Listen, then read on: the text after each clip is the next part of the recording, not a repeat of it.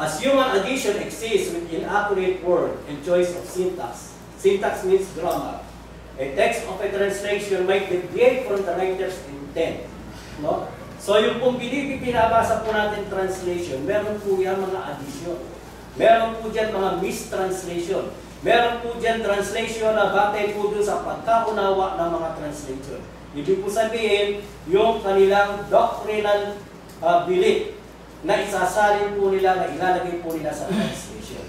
Kaya halimbawa po, yung kung mababasahin natin New World's Translation, yung John 1:1, and the word was a God. So nilagay po nila yung a God para po ipakita ng ating Panginoon Kristo ang isang small God. Ibig sabihin po, less powerful God. Okay? Yun po ay intentional na ginawa po nila para po i-advance yung kanilang doktrina na ang ating Panginoon Kristo ay isang Diyos. Subalit hindi kasing kapangyarihan ng ating Diyos Ama. So, of translator choice, textual variants of manuscript appears differently in translation. Words not found in manuscript were added. So, meron pong pagdaragdag sa Biblia.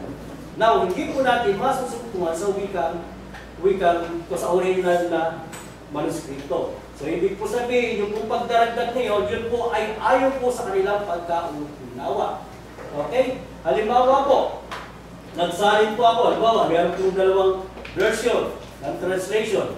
Halimbawa po, ito po ay translate ng translation D. At ito ay translate ng translation C. So, so mapapansin natin na yung translation B at translation E, mapapansin natin, magkaiba po sila ng pagkakabasa. Batay po sa manuscript pa kanilang ginamit. Okay? At dito po sa atin po, makikita po natin yung Bible Translation Philosophy, yung pong mga Biblia, kung paano po sila, kung ano po yung Biblia o translation o gumamit ng formal equivalence, dynamic equivalence, or paraphrase. Meron po nagtanong sa akin, dapat po, ano ba ang dapat natin gamitin translation? Ang pinaka-the best na translation na gamitin po natin ay yung kung batay po sa formal equivalence. Or, the rest, yung kung batay po sa dynamic equivalence. Sila po ay mas malapit po sa wika sa original na lingwahe. So, iwasan po natin yung paggamit ng mga paraphrase. Ano ba, halimbawa po yung Biblia na paraphrase? Sa Tagalog po, yung mabuting balita. Yung the message. No? Marami po dyan. No? Pinagaang yung salita, pero ito po ay lumayo sa intent o original na mensahe ng mga writer ng Bible. So, nandiyan po yung Interlinear, yung NASB, KNRSB, King James Version, yung King James Version, so Dynamic, nandiyan NJV, so marami po. No? Yung NLT, nandiyan po siya. Okay? So, chapter and verse system are human additions. So, pinag-aralan po natin ito ng nakaraan. But effectively, isolate a text because of misuse. No? Pinag-aralan natin na ang original na ang Greek manuscript ay wala po, at yung Hebrew manuscript, wala pong chapter and verse system. Kaya po yung Biblia po natin, meron pong human addition. Ano po yung human addition? Yung chapter and verse na nakaka-apekto sa mensahe ng Biblia. Bigyan po natin ng halimbawa. Yung aklat ng Matthew chapter 4 verse 4. Sabi po ron, but he answered and said, it is written, man shall not live by bread alone, but every word that proceeded out of the mouth of God. Normally po, ito po ay ginagamit ng mga mangangaral para po ipakilala ang kahalagahan ng tinatawag na salita ng Diyos. Na hindi tayo lamang nabubuhay sa ating mga kinakain pang physical, kundi kinakailangan natin kumain ng salita ng Diyos. Pero hindi po ito yung ibig sabihin ang talata ng Biblia. Hindi po ito pinatutunayan ng ating Panginoon, hindi po sinasabi ng ating Panginoon sa Kristo na kinakailangan natin ng salita ng Diyos para mabuhay. Hindi po yung pinakatema ng Biblia. Ano yung pinakatema niya? Tandaan po natin doon sa verse 3.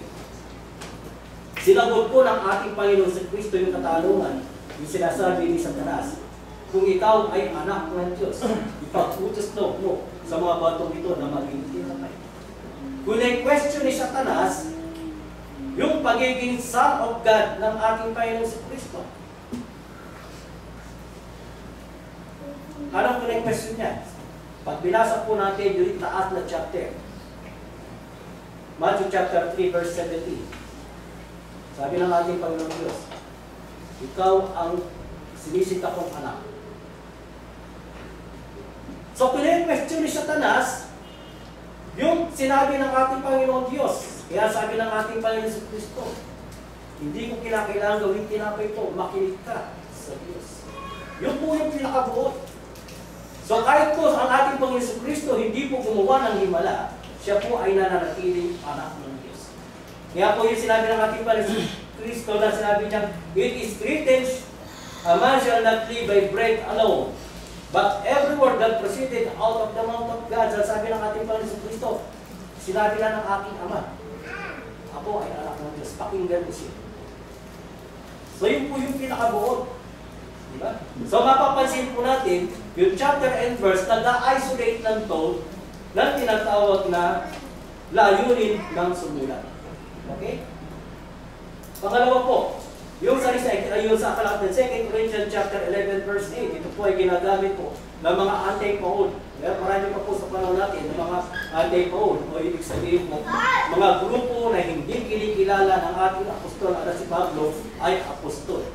Sabi ng ating apostol na si Pablo, ninikawan ko ang mga ibang mga iglesia sa pagtanggap ko ng mga upa sa paglilingkod sa inyo. Dito po sinabi niya, sabi rito, yung salita ko, esulesa.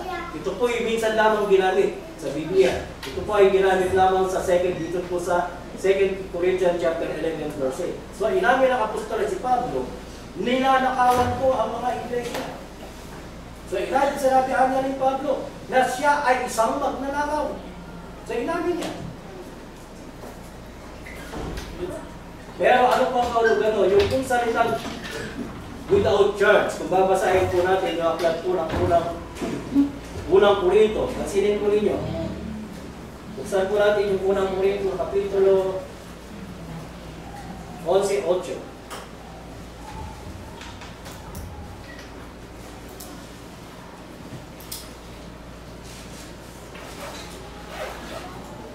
Sabi po ay ganito.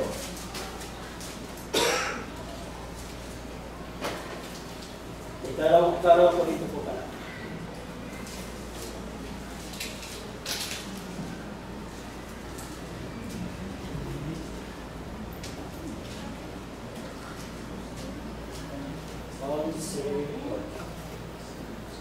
Aking sinasama ng ibang mga iglesia sa pagtanggap ko ng upa sa kanila upang ipangasiwa ko sa inyo.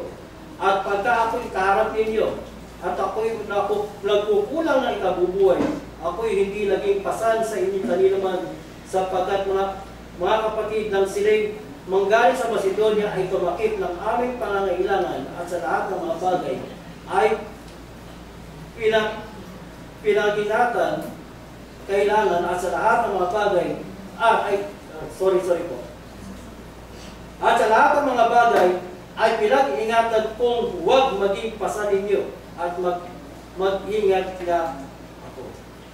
So mapapansin po ninyo yung sa salitang church, yung ginamit na salita na without church, yung po taga-Macedonia, sila yung taga-Macedonia, siya yung nagbigay ng suporta kay apostol na si Pablo.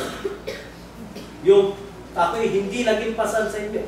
Ito po ay ginamit po ng apostol na si Pablo, yung salitang I love the church, para po ipakita yung kanyang gravity na kung saan siya ay naglilingkod sa mga taga-Korinto nang walang anumang